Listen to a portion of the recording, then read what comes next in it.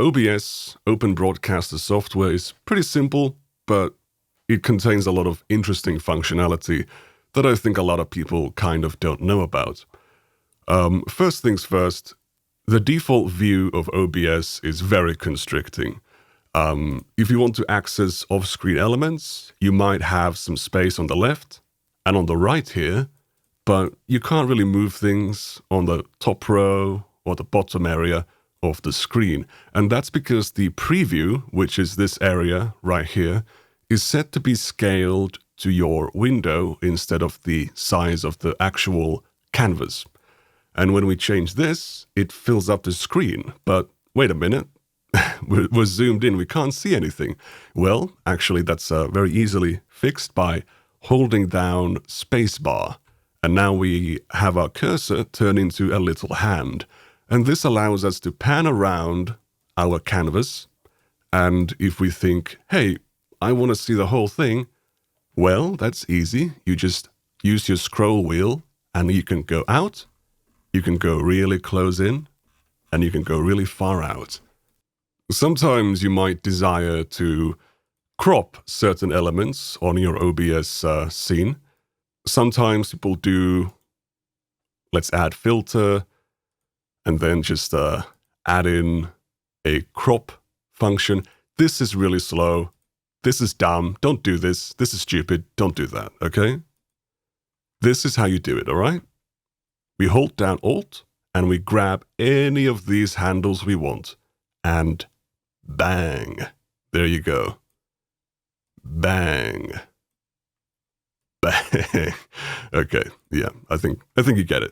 Sometimes when you're moving elements around, you might notice that it's kind of getting magnetically, attached to things. This functionality is called snapping, and if you hold down Control, you can turn it off so that you no longer automatically snap to things if you're trying to move something on screen in a smooth way. Another interesting piece of functionality is show and hide transitions.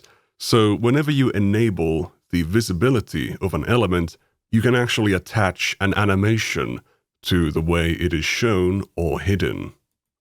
So for example, here we have a hide transition and a show transition. And this one with a hide transition and a fade in show transition. And these can be set by right-clicking the element, the source, and then from here in show transition, we can set the type and we can set how long it takes. And we can also see the properties of the different types of transition. So for example, here we have the slide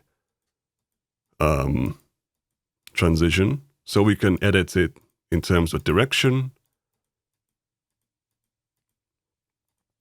And now it's different. This can look pretty neat if you have it like off screen. Also, of course, if the hide transition also contains a. All right, let's do.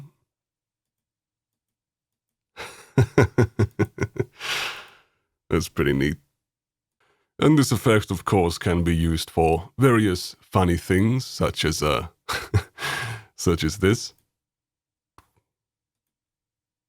That was simply a transition.